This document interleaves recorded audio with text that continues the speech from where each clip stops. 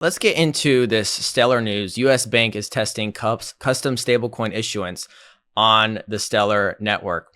US Bank, PwC, the Stellar Development Foundation, which I will always refer to as SDF, unveiled a major step forward in making programmable money bank grade. US Bank is testing custom stablecoin issuance on the Stellar network. So in 2025, banks are getting active with stablecoins. And this has really been, we saw this change with the Genius Act, with regulatory clarity for the issuance of stablecoins and how these stablecoins are backed, because they are one-to-one backed with US treasuries and reserves. And as a crypto investor, more on-ramps for crypto, and I'm using the bank stablecoins as a potential on-ramp, as I'll show in a second here with some examples, are more ways for capital to flow into the crypto market. We're crypto investors here. We want it to make it easy for people to put that money and park it maybe into something like XLM.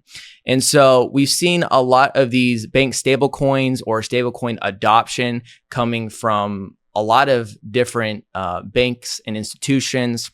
And for banks and even corporations, the instant settlement and the drop we're seeing in transaction fees is very helpful to their business model and is the next step that they are taking. And I wanted to talk about key examples. I'm going to flash some of them on the screen because there's a couple notable ones here that I wanted to discuss on a big level that are either creating their own custom stablecoin or are using a already USDC, USDT stablecoin. So like for the first one here, you have French giant Société Générale, which launched their USD peg stablecoin. And this is under MiCA, the MiCA license in the EU. And this happened on Ethereum and Solana in June. So we're seeing early iterations of this, and now we're late into the year and we're seeing other notable networks like the Stellar network being adopted by US Bank.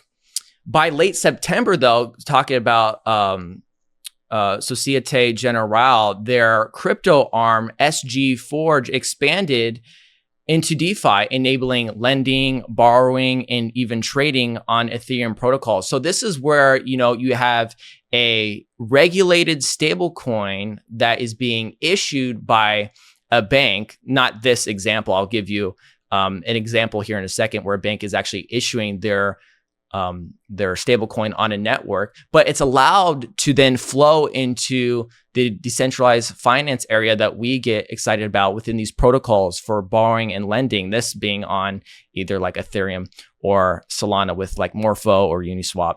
I did want to talk about another one. Here we go. Revolut. This is simply an online bank. It has 65 million customers and users.